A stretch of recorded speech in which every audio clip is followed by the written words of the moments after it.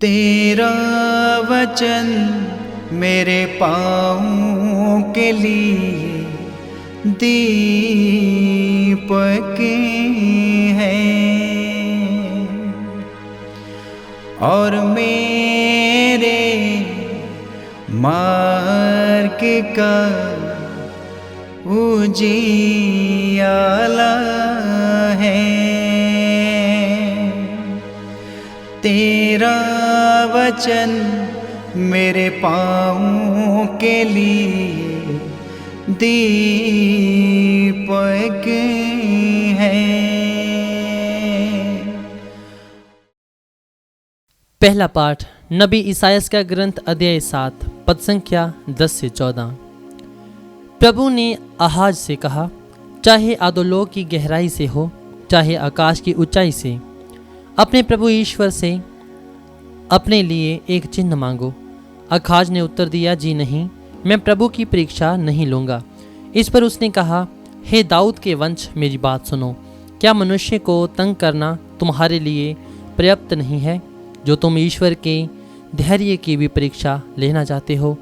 प्रभु स्वयं तुम्हें एक चिन्ह देगा, और वह ये है, एक कुंवारी गर्भवती है, वह पुत्र प्रसव करेगी और वह उसका नाम इम्मानुएल रखेगी, जिसका अर्थ है प्रभु हमारे साथ है। यह प्रभु की वाणी है। ईश्वर को धन्यवाद। भजन अनुवाक्य। हे प्रभु, मैं तेरी आज्ञाओं का पालन करने आया हूँ। अनुवाक्य। हे प्रभु, मैं तेरी आज्ञाओं का पालन करने आया हूँ। तूने ना तो यज्ञ चाहा और ना चढ़ावा, किंतु तूने मुझे सुनने के कान दिए। तूने ना तो होम मांगा और ना बलिदान, इसलिए मैंने कहा, देख मैं आ रहा हूँ। अनुवाक्य। हे प्रभु, मैं तेरी आज्ञाओं का पालन करने आया हूँ।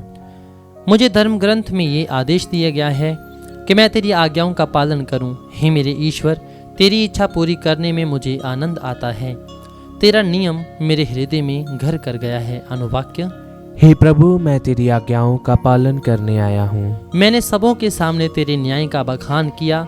तू जानता है कि मैंने अपना मुंह बंद नहीं रखा। अनुवाक्य। हे प्रभु, मैं तेरी आज्ञाओं का पालन करने आया हूँ। मैंने तेरी न्यायप्रियता को अपने हृदय में नहीं छिपाया। मैंने तेरी न्यायप्रियता का बखान किया। मैंने तेरा प्रेम और तेरा सत्य नहीं छिपाया, बल्कि सबों के सामने उसका बखान किया। अनुवाक्य। हे प्रभु, मैं तेरी आज्ञाओं का पालन करने आया हूँ। दूसरा पाठ इब्रानियों के नाम संत पौलुस का पत्र अध्याय 10 पद संख्या 4 से 10।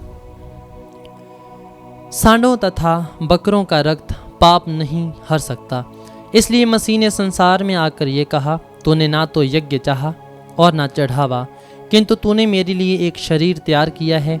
तू ना तो होम से प्रसन्न हुआ और ना प्रायश्चित के बलिदान से, इसलिए मैंने कहा, हे ईश्वर, मैं तेरी इच्छा पूरी करने आया हूँ, जैसा कि धर्म ग्रंथ में मेरे विषय में लिखा हुआ है। मसीह ने पहले कहा, तूने यज्ञ, चढ़ावा, होम अथवा प्रायश्चित का बलिदान नहीं चाहा, तू उनसे प्रसन्न नहीं हुआ। यद्यपि ये सब संहिता के अनुसार ही चढ़ाए जाते हैं। तब उन्होंने कहा, देख मैं तेरी इच्छा पूरी करने आया हूँ। इस प्रकार वह पहली व्यवस्था को रद्द करते और दूसरी का परिवर्तन करते हैं। यीशु मसीह के शरीर के एक ही बार बलि चढ़ाए जाने के कारण हम ईश्वर की इच्छा के अनुसार पवित्र किए गए हैं। ये प्रभु की वाणी है। ईश्वर को धन्यवाद। जय घोष। हालेलुया। अनुवाक्य। हालेलुया। शब्द ने शरीर धारण कर हमारे बीच निवास किया, हमने उसकी महिमा देखी। अनुवाक्य। हालेलुया। संत लूकस रचित पवित्र सुसमाचार अध्याय 1 पद संख्या 26 से 38। स्वर्गदूत गब्राएल ईश्वर की ओर से गलीलिया के नाजरत नामक नगर में एक कुंवारी के पास भेजा गया, जिसकी मंगनी दाऊद के घराने के यूसुफ नामक एक पुरुष से हुई थी, और उस कुंवारी का नाम था मरियम। स्वर्गदूत ने उसके यहाँ अंदर आकर उसे कहा, प्रणाम प्रभु की कृपा पात्री, प्रभु आपके साथ है। वह इन शब्दों से घबरा गई और मन में सोचने लगी कि इस प्रणाम का क्या अभिप्राय है।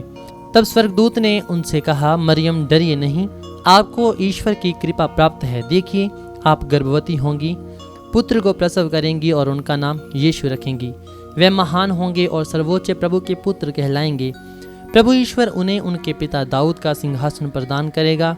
वह याकूब के घराने पर सदा सर्वदा राज्य करेंगे और उनके राज्य का अंत नहीं होगा। पर मरियम ने स्वर्गदूत से कहा, ये कैसे हो सकता है, मेरा तो पुरुष से संसर्ग नहीं है। स्वर्गदूत ने उत्तर दिया, पवित्र आत्मा आप पर उतरेगा और सर्वोच्च प्रभु की शक्ति की छाया आप पर पड़ेगी। इसलिए जो आपसे उत्पन्न होंगे वह पवित्र होंगे और ईश्वर के पुत्र कहलाएंगे। देखिए, बुढ़ापे में आपकी कुटुंबनी एलिजाबेथ के भी बेटा होने वाला है। अब उसका जो बांझ कहलाती थी 6वां महीना हो रहा है, क्योंकि ईश्वर के लिए कुछ भी असंभव नहीं है। मरियम ने कहा, देखिए मैं प्रभु की दासी हूँ, आपका कथन मुझ में पूरा हो जाए। और स्वर्गदूत उसके पास से चला गया। ये प्रभु का पवित्र सुसमाचार है। क्रिस्त की जय।